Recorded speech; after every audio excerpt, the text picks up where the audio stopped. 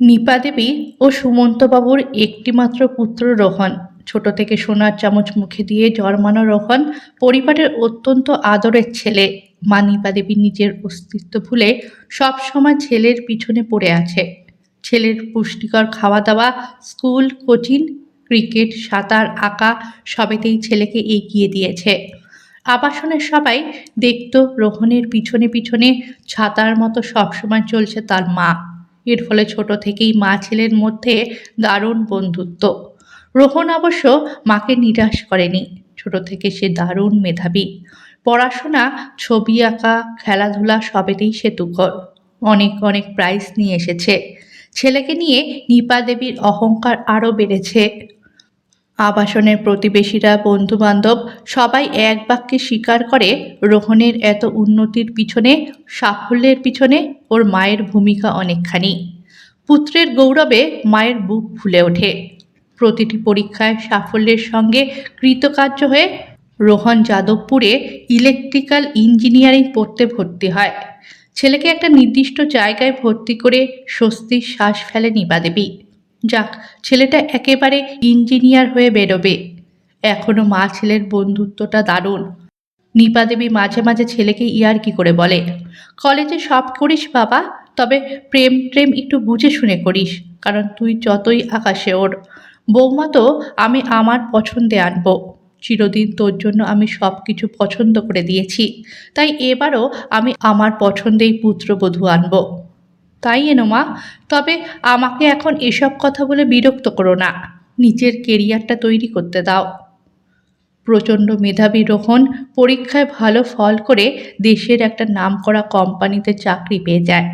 প্রথম পোস্টিং হায়দ্রাবাদ। ছেলে চাকরি পেতেই নিপা দেবী উঠে পড়ে লাগে নিজের মন পছন্দের বৌমা আনার জন্য। চারিদিকে পাত্রীর খোঁজ খবর চলে। তার ভরসা লম্বা সুদর্শন ছেলের জন্য উপযুক্ত, শিক্ষিত, অত্যন্ত ফর্সা, লম্বা, সুশ্রী, সুন্দরী এবং অবশ্যই ঘরোয়া মেয়ের খোঁজ চলে। এ ব্যাপারে নিপা দেবীর বক্তব্য, আমার ছেলে তো অনেক টাকা মাইনে পায়, বৌমার চাকরি করার কি দরকার। বৌমা ঘরে থাকবে আর আমার ছেলেকে ভালোভাবে দেখাশোনা করে রাখবে। মায়ের এইসব কর্মকাণ্ড বিষয়ে সম্পূর্ণ অজ্ঞাত রোহন নিজের কাজের জগতে ডুবে থাকে। তার ইচ্ছে কোনো বিদেশি ইউনিভার্সিটিতে ভর্তি হয়ে আরও পড়াশোনা করার। পুজোর ছুটিতে কলকাতায় এলে রোহনকে একগাদা পাত্রীর ছবি দেখায় নিপা দেবী। এবার একটা বড়সড় বোমা ফাটায় রোহন। মাকে ডেকে বলে, সেই উচ্চ মাধ্যমিকের সময় থেকে আমার একজনের সঙ্গে প্রেম। তোমার ভয়ে কথাটা বলিনি, পুরো ঘটনাটা চেপে রেখেছিলাম। এখন বলছি মা, বিয়ে আমি দিতিকে করব। ষষ্ঠীর দিন ওকে বাড়িতে ডেকেছি। তুমি ওকে দেখে নাও এবং কথাবার্তা বলে নাও। এই সামনের মার্চ মাসে ওকে আমি বিয়ে করব। রোহণীর কথায় আকাশ থেকে পড়ে নিপা দেবী ও সুমন্তবাবু। নিম তেতো গেলার মতো মুখ হয়ে যায় নিপা দেবীর। ষষ্ঠীর দিন অদিতি আসে। তাকে দেখে পুরো ভিড়মি খায় নিপা দেবী। অদিতি পুরো মডেলের মতো দেখতে, অত্যন্ত পাতলা, লম্বা এবং শ্যামলা গায়ের রং, কেমন যেন শক্ত শক্ত হাত পা। রোহন বলে, দিতি বরাবর পড়ছে খুব ভালো, নিয়মিত শরীর চর্চা করে, এখন তো ফিটনেস ট্রেনার হিসেবে কাজ করে। বালিগঞ্জে ওদের বাড়ির নিচের তলায় দিদির একটা জিম আছে। ওখানে বিভিন্ন বয়সী পুরুষ মহিলাদের জন্য দুটো আলাদা আলাদা সেকশনে ফিটনেস ট্রেনিং চলে। দিদি ওখানকার মূল ফিটনেস ট্রেনার। তারপর মায়ের দিকে তাকিয়ে হাসতে হাসতে বলে, আমার অনুরোধে দিদি আজ সালোয়ার পরে এসেছে, না হলে সবসময় জিন্স টি শার্ট পরে থাকে। তাদের বাড়ি থেকে মোটে 10 কিলোমিটার দূরে মহিলা পরিচালিত এই জিমটির নাম শুনেছে নিপা দেবী এবং সুমন্তবাবু।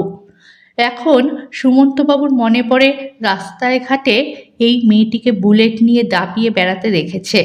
এখন সেই মেয়ে তাদের বাড়ির ড্রয়িং রুমে বসে আছে।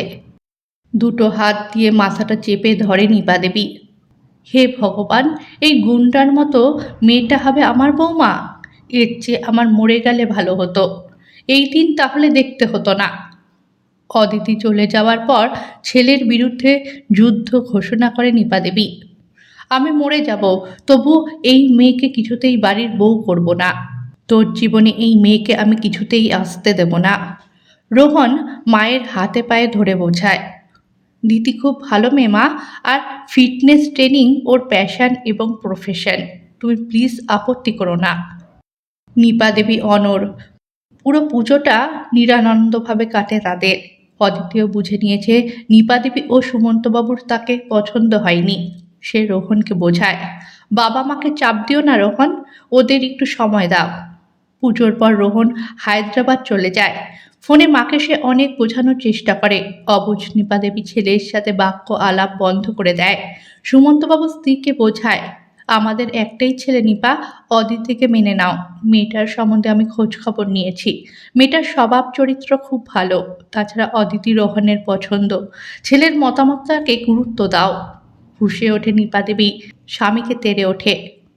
ওটা মেয়ে, স্বাভাবিক মেয়ের সঙ্গে ওর তুলনা চলে? মেয়েরা হবে নরম কোমল সুন্দরী সুশ্রী লক্ষ্মী প্রতিমার মতো। আমার দিদির দাদার, তোমার দিদির বৌমাদের দেখনি? তোমার ভাইজিদের ভাগ্নিদের দেখনি? তারা কেউ অদিতির মতো? ওদের অদিতির মতো কাঠের পাটা চেহারা, চুল বয়কাট করে কাটা। অদিতি মেয়ে ছিলেন না মদ্য সেটাই বোঝা যায় না। এমন হিজড়া মেয়েদের মতো কাঠ কাঠ চেহারা। ওকে নিয়ে লোক সমাজে বেরোনো যাবে না। সবাই আমাকে দেখে হাসবে গো। আমার বাবুর মাথাটা খারাপ হয়ে গেছে। ওই ডাইনি বাবুর মাথাটা খারাপ করে দিয়েছে। এখন বাবুর মনটা বদলাতে হবে। একটা অত্যন্ত সুন্দরী সর্বগুণ সম্পন্ন পুতুল পুতুল মেয়ের সঙ্গে বাবুর বিয়ে দিতে হবে। তাহলে দেখবে বাবু এই মদ্য অদিতিকে ভুলে যাবে। সুমন্তবাবু অস্থির হয়। তুমি ভুল করছো নিপা, তুমি কিন্তু বাবুর ব্যক্তিগত জীবনে হস্তক্ষেপ করছো। তুমি চুপ করো তো। বাবুর আবার ব্যক্তিগত জীবন কি? ছোট থেকে বাবু আমার আঁচলের তলায় মানুষ। বাবু আমার মতামত ছাড়া কোনো কাজ করে না। বাবুর ভালো মন্দ সব আমি বুঝি। আমি বাবুর মা। এক্ষেত্রে আমার কথা মতো বিয়ে করতে হবে বাবুকে। ক্রূর হাসি হাসি নিপা দেবী। তারপর একদিন অদিতির সঙ্গে দেখা করতে তার জিমে চলে যায়।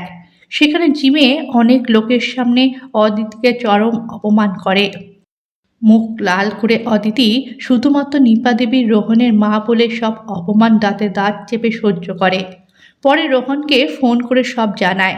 মা আর হবু স্ত্রীর মধ্যে ঝামেলার খবর পেয়ে রোহন তাড়াতাড়ি কলকাতায় চলে আসে।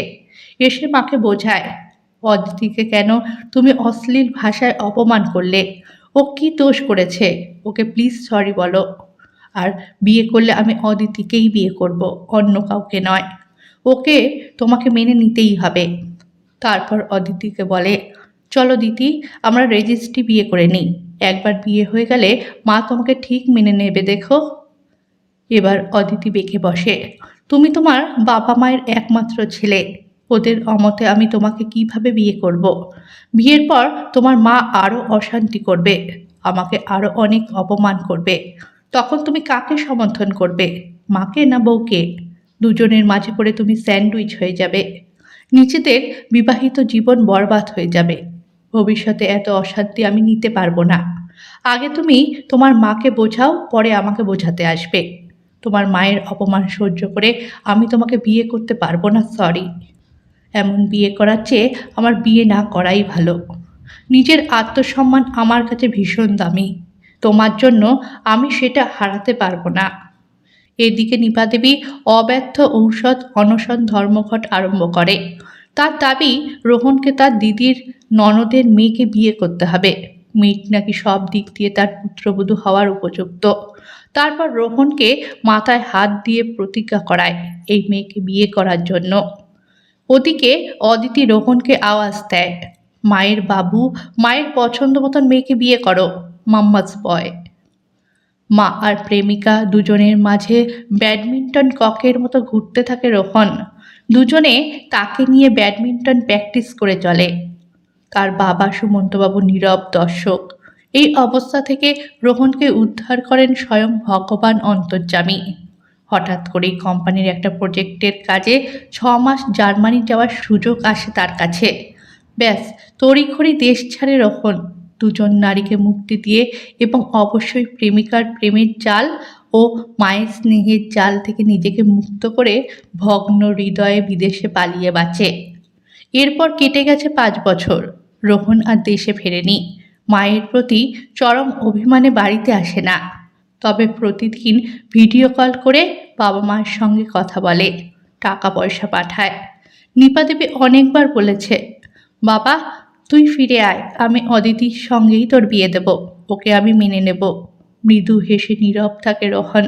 নিরুপায় নিপা দেবী অদিতির কাছে ছুটে গেছে। অদিতি, তুমি রোহনকে বোঝাও, ওকে ফিরে আসতে বলো, আমি নিজে দাঁড়িয়ে থেকে তোমাদের বিয়ে দেব। মৃদু হেসেছে অদিতিও। ম্যাডাম, আমার আত্মসম্মান এত ঠুনকো নয় যে রোহনের মতো মেরুদণ্ডহীন পুরুষকে বিয়ে করব। সে সমস্যা থেকে দূরে বিদেশে পালিয়ে গিয়ে বেঁচেছে, ভালোই করেছে। আপনারা ভালো থাকুন। আপনাদের পছন্দের পাত্রীর সঙ্গে রোহনের বিয়ে দিন, আমার কোনো আপত্তি নেই। আমি আমার মতো অতুলনীয়া কোনো মেয়ের সঙ্গে তুলনায় যেতে আমি রাজি নই। যে আমাকে এভাবে আমার মতো করে গ্রহণ করবে, সম্মান দেবে, তাকে আমি আমার জীবন সঙ্গী করব। তবে সেটা আর কখনোই রোহন নয়। রোহনের মতো নরম মনের ছেলে একসাথে আপনার মতো মা এবং আমার মতো বউ দুজনকে সামলাতে পারবে না। তাই এখন রোহনকে বিয়ে করার প্রশ্নই নেই। স্বামীর কাছে কেঁদে পড়ে নিপা দেবী। সুমন্তবাবু বোঝায়, নিজের জেদে অবস্থা এমন ঘোরালো করেছ নিপা। ছেলের মতামতকে গুরুত্ব না দিয়ে অদিতির সঙ্গে অন্যান্য মেয়েদের তুলনা করেছ। আরে হাতের 5টা আঙুল কি সমান? অদিতি ওর নিজের মতো, ওকে রোহনের জীবনে স্বীকার করে নিলে আজ আমাদের এমন দিন দেখতে হতো না, ছেলেটাকে হারাতে হতো না। এই ঘটনার প্রায় 1 বছর পর একজন ছেলের সঙ্গে অদিতি এসেছিল তাদের প্রণাম করতে। অবাক হয়েছিল নিপা দেবী, সুমন্তবাবু। মাসিমা, মেসোমশাই, এই হলো অর্ঘ্য, আমার স্বামী। অর্ঘ্য একটা কলেজে অধ্যাপনা করে। শেষ পর্যন্ত বিয়েটা আমি করেই নিলাম, তাই আপনাদের আশীর্বাদ নিতে এসেছি। কথায় কথায় অর্ঘ্য জানায়, দোকানে কেনাকাটা করতে বেরিয়ে রাস্তায় হঠাৎ অজ্ঞান হয়ে গিয়েছিল ওর মা। অদিতি নিজের বুলেটে চাপিয়ে তৎক্ষণাৎ হাসপাতালে নিয়ে যায় ওর মাকে। সেখান থেকে ওদের প্রথম পরিচয়, পরে পরে দুজনের প্রেম। কিছুদিন পর 2 বাড়ির সম্মতিতে বিয়ে হয়। হাসতে হাসতে অদিতি জানায়, আমার শাশুড়ি খুব প্রগতিশীল, আধুনিক মনস্ক মাসিমা। আমাকে খুব ভালোবাসে। আমি আমার শাশুড়ি মাকে কোথাও একা যেতে দিই না। সব জায়গায় মাকে আমি আমার বাইকে করে নিয়ে যাই। আর আমার ফিটনেস ট্রেনিং সেন্টারটা তো খুব ভালো চলছে। এবার ভাবছি গড়িয়াতে আরও একটা শাখা খুলব। মা আর অর্ঘ্য সবসময় সাহায্য করবে বলেছে। মুখটা পুরো চুপসে গেছে নিপা দেবীর। অদিতি যে সেদিনের অপমানের বদলা নিচ্ছে তা স্পষ্ট বুঝতে পারে সে।